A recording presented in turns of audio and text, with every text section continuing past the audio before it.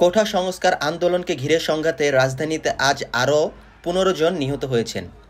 রাজধানীর রামপুরা ও বাড্ডা এলাকায় পুলিশের সঙ্গে কোঠা সংস্কারের দাবিতে আন্দোলনরত শিক্ষার্থীদের সাথে আজ শনিবার সকাল ১০টার পর থেকে দফায় দফায় সংঘর্ষ চলছে।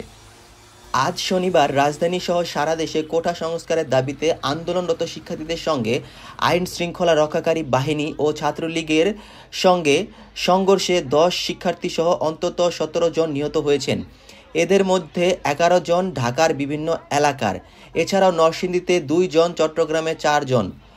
উত্তরায় নিহতদের মধ্যে একজনের নাম শেখ ফাহমিন জাফর। তিনি টঙ্গী সরকারি কলেজের বিজ্ঞান শিক্ষাবর্ষের প্রথম বর্ষের ছাত্র। জাফরের মা কাজী লুলুর মাহমিন ছেলের মৃত্যুর সংবাদ নিশ্চিত করেছেন। এছাড়াও ঢাকা রেসিডেন্সিয়াল মডেল কলেজের শিক্ষার্থী মোহাম্মদ ফারহানুল ইসলাম ভুইয়া নিহত হয়েছেন। প্রতিষ্ঠানটির একাধিক শিক্ষকরা গণমাধ্যমকে এ তথ্য নিশ্চিত করেছেন। তারা জানান, দুপুরে রাজধানীর সিটি হাসপাতালে চিকিৎসাধীন অবস্থায় তার মৃত্যু হয়। দুপুরে রামপুরায় এক গাড়িচালক নিহত হয়েছেন। নিহতের নাম দুলাল মাতবর। তিনি পেশায় একজন ড্রাইভার। সংঘাতের সময় একটি মাইক্রোবাস চালিয়ে ওই এলাকা পার হতে গিয়ে তিনি আহত হন, তবে তার মৃত্যুর সঠিক কারণ জানা যায়নি।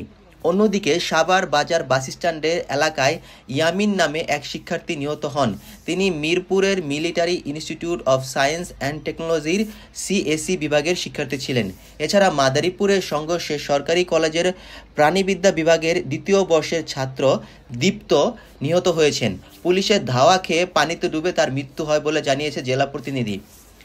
নরসিংদীতে পুলিশের সঙ্গে আন্দোলনকারীদের সাথে তাহমিদ তামিদ ও ইমন মিয়া নামে ২ জনের মৃত্যু হয়েছে। সংঘর্ষে আহত হওয়ার পর চিকিৎসাধীন অবস্থায় নরসিংদী সদর হাসপাতালে নিহত হন।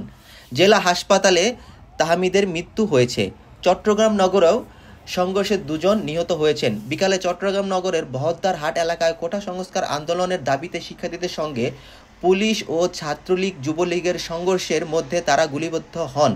তাদের একজন পটিয়া সরকারি কলেজের উচ্চ মাধ্যমিকের ছাত্র মোহাম্মদ ইমাদ, আরেকজনের পরিচয় পাওয়া যায়নি। তার বয়স ২২ বছর।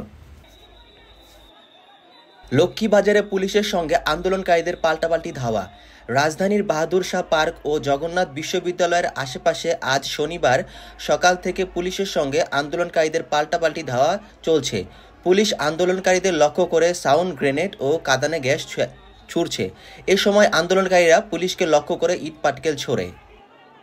এদিকে বাংলাদেশ ব্যাংকের ওয়েবসাইট হ্যাক করেছে হ্যাকার। বাংলাদেশ ব্যাংকের ওয়েবসাইট খুলছে না।